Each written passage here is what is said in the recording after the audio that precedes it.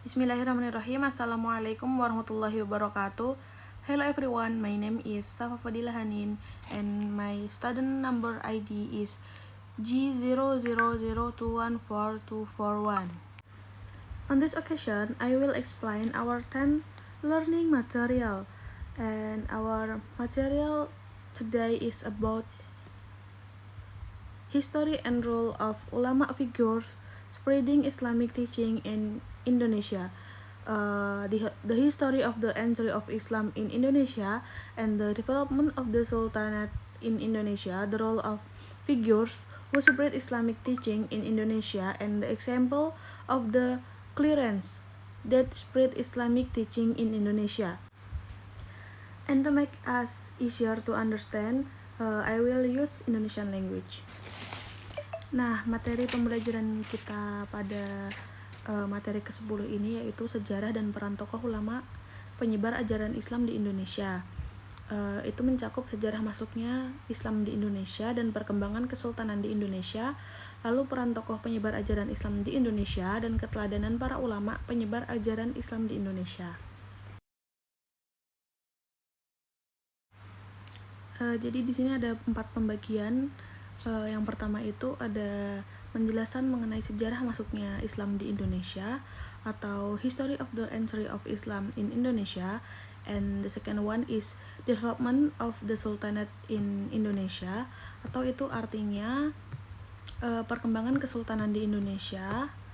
Lalu yang ketiga ada peran tokoh ulama dalam penyebaran ajaran Islam di Indonesia, atau the role of ulama figures in the spread of Islamic teaching Indonesia, and the last the example of ulama spreading Islamic teaching Indonesia in Indonesia, atau itu artinya keteladanan para ulama penyebar ajaran Islam di Indonesia. Entering the first discussion, here I will discuss about history of the entry of Islam in Indonesia. Jadi di sini saya akan menjelaskan tentang sejarah masuknya Islam di Indonesia. There are a number of opinions regarding the period when Islam entered Indonesia, which at the time was still the archipelago. The oldest, the teaching of Rasulullah SAW, have been introduced since the 7th century trade route. This opinion refers to the Mecca theory put forward by Buya Hamka as a correction to the Gujarat theory. According to Hamka, the Arabs were the first people to come to Indonesia to bring Islam, followed by the Persians and Gujaratis. Nana Supriyatna cited in the history book that the tradition in the Middle East continued until the development of Islam in the Arabian Peninsula and the surrounding area. Nah, jadi itu ada beberapa pendapat mengenai periode masuknya Islam di Indonesia, yang pada saat itu wilayah Nusantara, namanya masih Nusantara Indonesia itu. Ajaran Rasulullah SAW itu udah masuk sejak abad ke-7 melalui jalur perdagangan. Pendapat ini mengacu pada teori Mekah yang diutarakan oleh Buya Hamka sebagai koreksi dari teori Gujarat. Nah, menurut Buya Hamka ini, bangsa Arab itu adalah orang yang pertama kali datang ke Indonesia membawa agama Islam, kemudian diikuti oleh Persia dan Gujarat. Kalau Nana Supriyatna itu bilang, dalam buku sejarah, tradisi perdagangan di Timur Tengah terus berlangsung hingga berkembangnya agama Islam di Jazirah Arab dan di daerah-daerah sekitarnya. Nah, pada zaman Khulafaur Rasyidin, Khalifah Umayyah dan Abbasiyah, jalur perdagangan yang dilalui antara lain itu Jazirah Arab, Laut Merah, Laut Tengah, Laut Hitam, Laut Kaspia, Sungai Volga, Laut Arab, Teluk Aden, Samudra Hindia, Jazirah India, Semenanjung Malaka, Indonesia, dan Filipina. Jadi secara umum masuknya Islam ke Indonesia itu melalui jalur perdagangan, pernikahan, pendidikan, dan akulturasi budaya. And this slide is an explanation about the entry of Islam into Indonesia. Di slide ini tuh adalah penjelasan tentang masuknya Islam ke Indonesia. Jadi ada 4 jalur. Yang pertama itu through trade routes atau melalui jalur perdagangan. Yang kedua through the marriage route atau melalui jalur pernikahan. Yang ketiga through educational routes atau melalui jalur pendidikan. Dan yang keempat through the cultural acculturation route atau jalur akulturasi budaya. Nah, yang pertama itu kan melalui jalur perdagangan. Jadi kan Islam diperkirakan masuk ke Indonesia melalui jalur perdagangan sejak abad ke-7 hingga abad ke-11, menurut pernyataan dari para saudagar dari luar maupun Indonesia sendiri. Islam itu disebarkan di sepanjang jalur perdagangan pelabuhan seperti Selat Malaka, Samudra, Palembang, disusul Demak, Cirebon, Gresik, Tuban, Makassar, serta di Indonesia bagian timur. Lalu yang kedua kan melalui jalur pernikahan. Islam masuk Indonesia salah satunya tuh berkat dari jalur pernikahan. Jalur pernikahan ini ditempuh para ulama sekitar abad 11 hingga abad ke-13 Masehi. Para saudagar muslim dari Gujarat, Arab, Benggala, dan lainnya itu menikah dengan orang Indonesia. Ada yang menyebutkan bahwa umumnya saudagar yang menikah adalah orang-orang yang kaya dan terpandang gitu, sehingga para putra-putri raja yang akan dipersunting harus masuk Islam terlebih dahulu.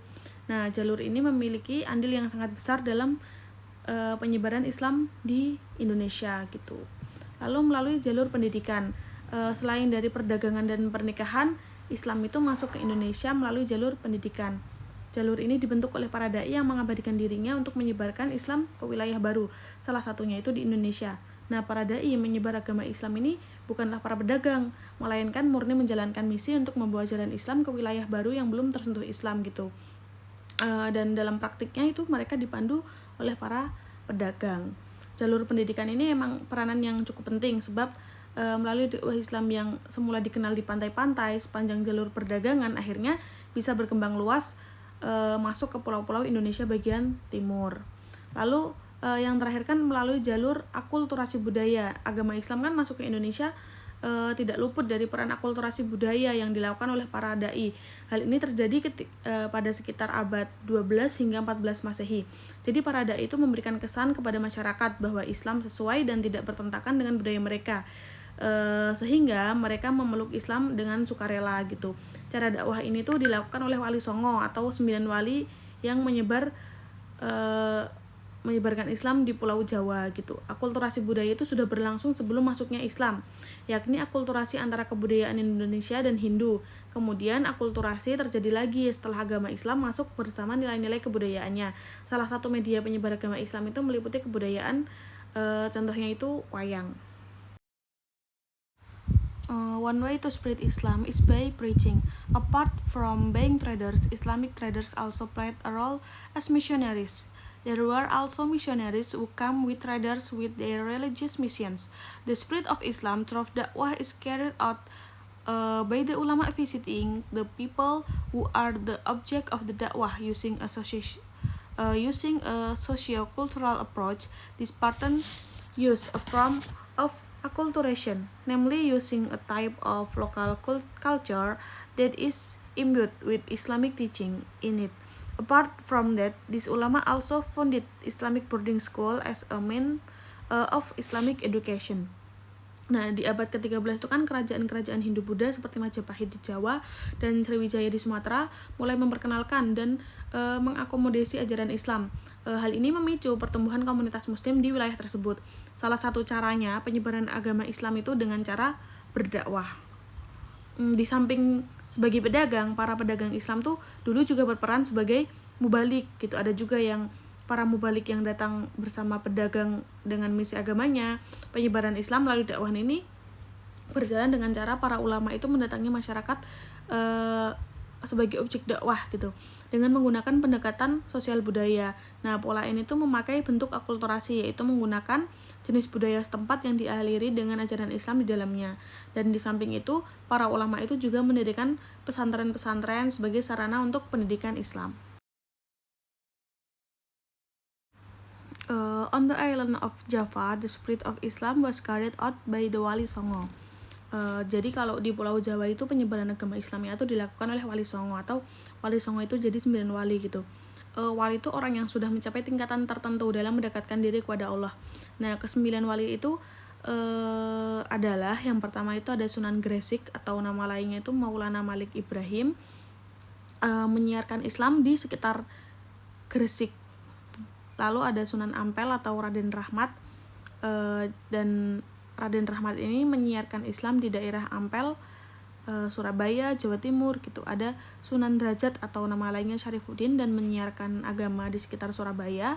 Ada Sunan Bonang atau nama lainnya Makdum Ibrahim menyiarkan Islam tuh di daerah Tuban, Lasem, dan Rembang. Ada Sunan Kalijaga atau nama lainnya Raden Mas Said menyiarkan Islam di Jawa Tengah, dan Sunan Giri atau Raden Paku itu menyiarkan Islam di luar Jawa, yaitu di Madura, di Bawean, di Nusa Tenggara, dan Maluku.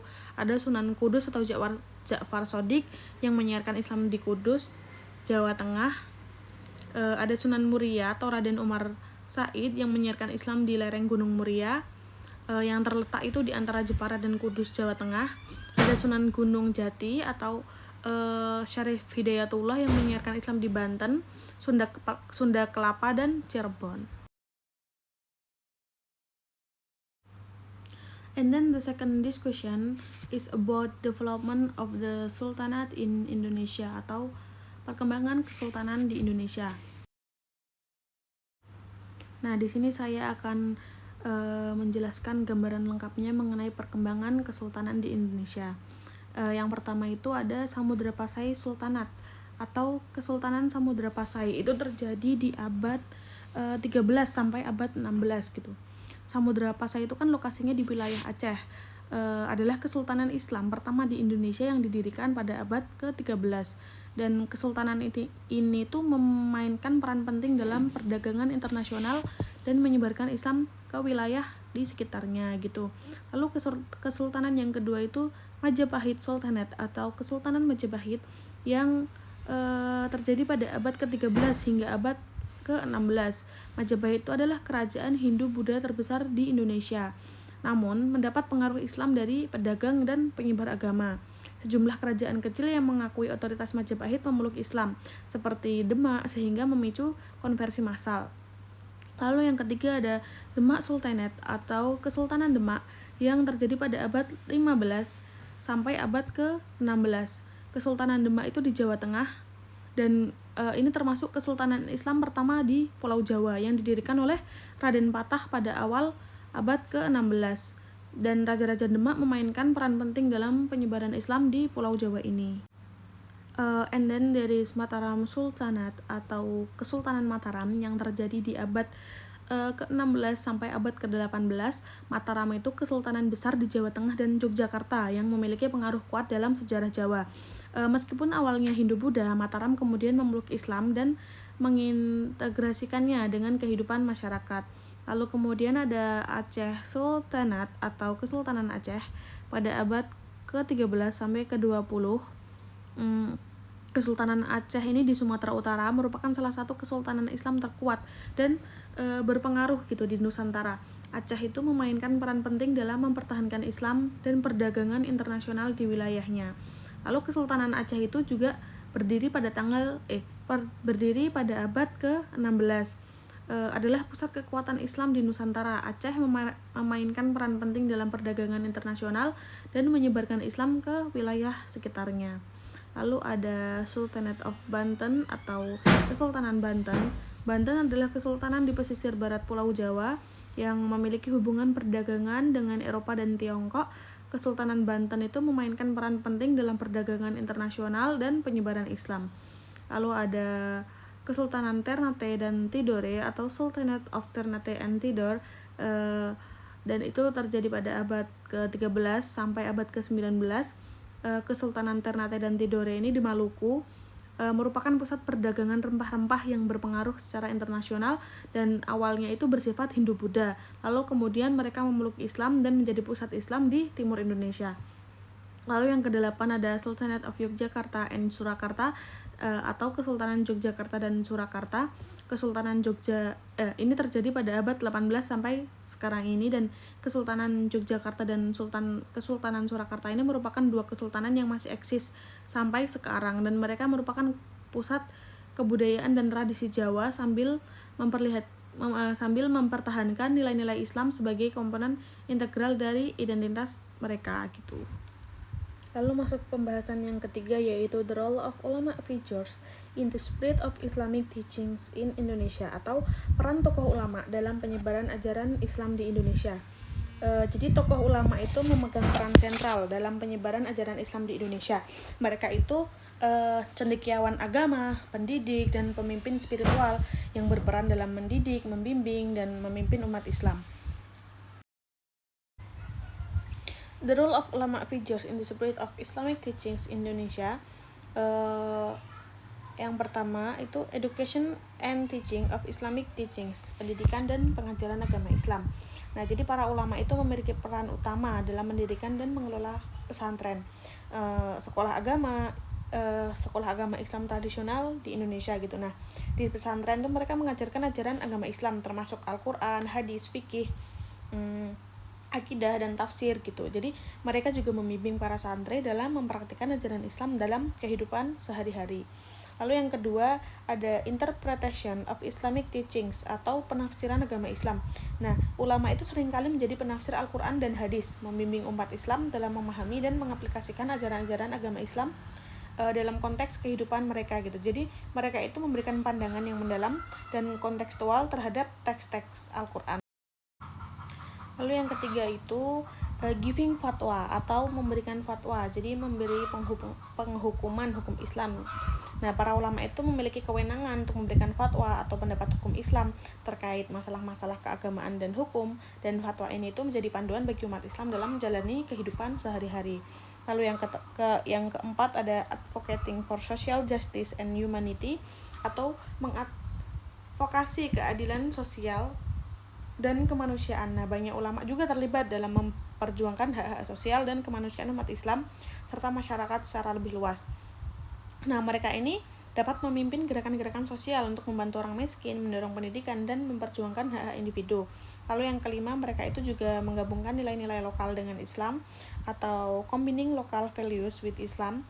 Jadi ulama itu juga sering kali memadukan nilai-nilai lokal dan adat istiadat dengan ajaran Islam. Lalu yang keenam ada menjaga konsistensi dan kepatuhan terhadap ajaran Islam atau maintain consistency and compliance with Islamic teachings.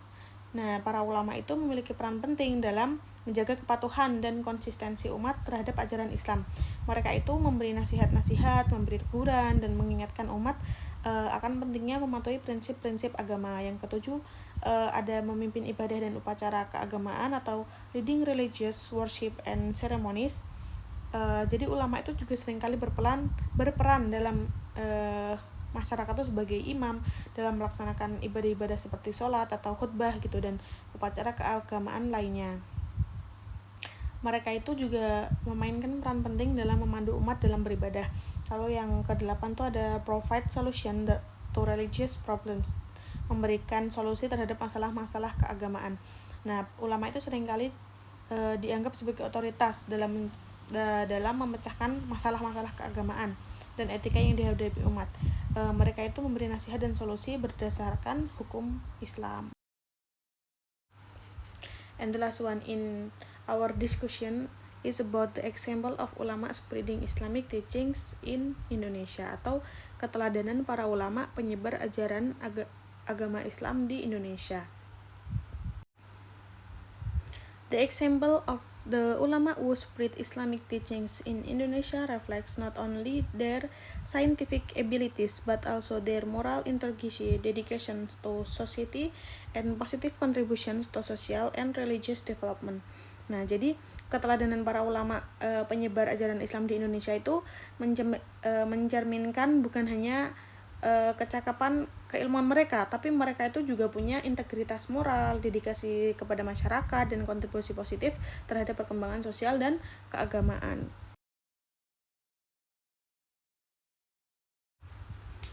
Several concrete example of ulama Indonesia.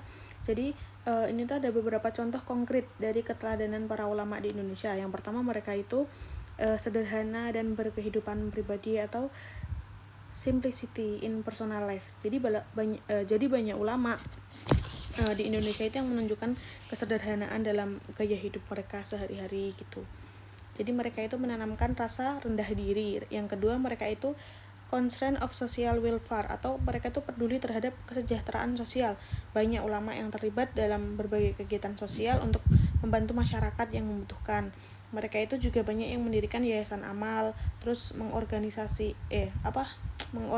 program bantuan sosial gitu. Lalu yang ketiga mereka itu education and community development, pendidikan dan pengembangan masyarakat.